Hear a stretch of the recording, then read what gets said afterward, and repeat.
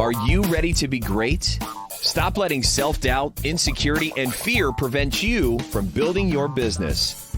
This morning, wake up to success. Here's John Preston. Good morning. Thanks for joining us here on Wake Up to Success.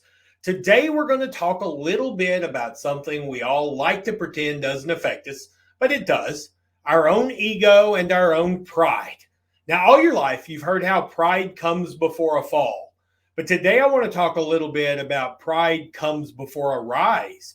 That pride can often stop you from achieving the levels of success you want to achieve. When you start a new business or when you start a new sales career or anything that involves you being your own boss, basically you have to deal with pride. Now, it affects you in really all the stages of developing a new business. The first place it affects you is when you first get started and you start reaching out to potential customers or potential clients. The first thing you want to do is you want to basically have everything perfect before you meet with that first client because you don't want to embarrass yourself. You're so afraid that that client will think you a buffoon or totally incapable if you screw up your presentation. So basically, often we're very slow getting out of the gate because of that sense of pride. Let me share a little secret with you. When you're first getting started, one of your most powerful tools is screwing up.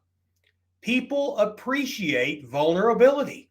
Everybody you're speaking with has been in that situation when they were just starting something and know how scary that is. And when they see you doing what you need to do to grow your business, even though it's obvious you're still new and not experienced, that is a very, very powerful weapon. I know when I first started out, I got a lot of customers because they realized what I was going through to present them my product, that I was scared to death. And that vulnerability bonds you. Think of the people in your life you have the best relationships with. Are those the folks that see underneath the curtain and see your weaknesses and see your vulnerabilities? Or are they the people you hide all of that from? Of course, they're the ones who see the real you. So when you're first getting started, don't be afraid of using that inexperience as a tool because people find it endearing and often will become customers because of that, because they also see that you're the type of person who has the strength to power through that and thereby possibly help them with your product. That is a very strong state of affairs. The second time that pride starts to kick in is when you're after those first few presentations, after those first few appointments, after those first few customer meetings, then you're ready to start growing.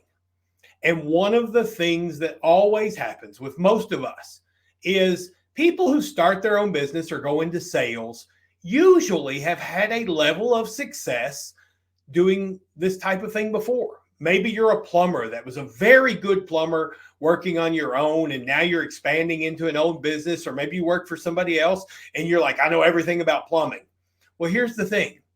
When you start your own business or when you start working for yourself, you're going to find out that there are things you don't understand and don't know, and maybe techniques that you've used in the past that don't work anymore.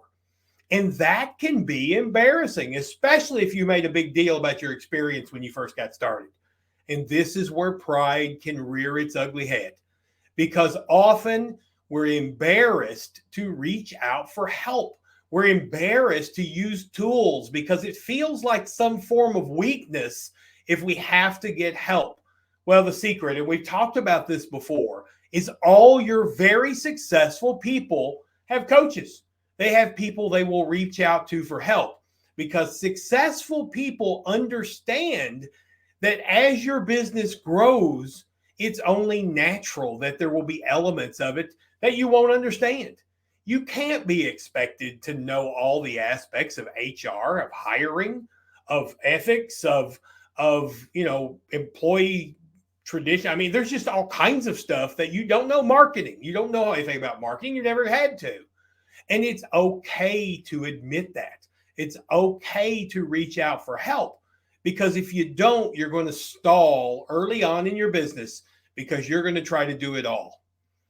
And when you go to that next level, let's say you reach that next level of success, and now you've got employees, and now you got people depending on you. A lot of times that's when pride can hurt us the most, because now we don't want our employees to think we don't know what we're doing.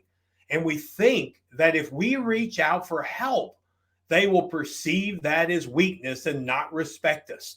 And actually, that's incredibly funny when you think about it, because if you could go back and think about the best employer you ever had or the best boss you ever had and ask yourself, was that a boss that constantly claimed he knew everything? Or was that a boss that engaged other people and allowed other people to express their experience and their ideas? And then the boss decided what was best. Of course, it was the latter.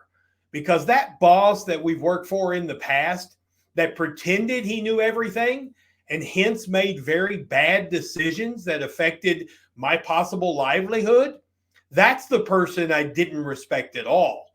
The ones I respected that are the ones that knew what their strengths were, played to those strengths, and used the resources available to them to cover their weaknesses and help overcome those areas where they just needed help. And you have to be able to do that, but you have to be able to put your pride aside.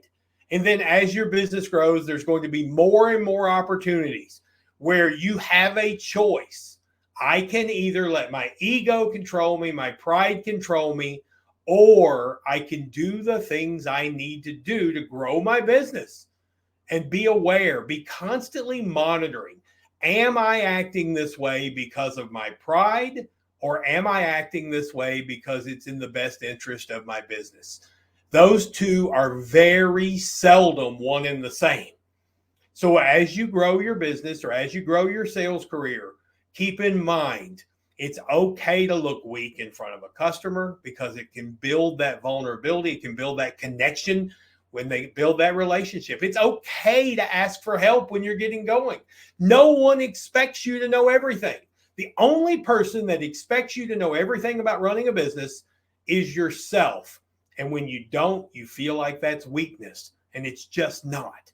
And then as you go forward, recognize that some of the people working for you may have ideas and a better understanding of aspects of your business than you do. It's okay. Do you imagine that Bill Gates knows everything about HR and runs his HR department? Or do you think he probably trusts his human resources officers to take care of that? You know the answer to that. And here's the secret. Even when his business was small, he recognized his weaknesses and asked for help. He had a coach. He still has a coach. And he used the tools available to him to be successful. And he didn't let his ego and his pride get in the way. You shouldn't either.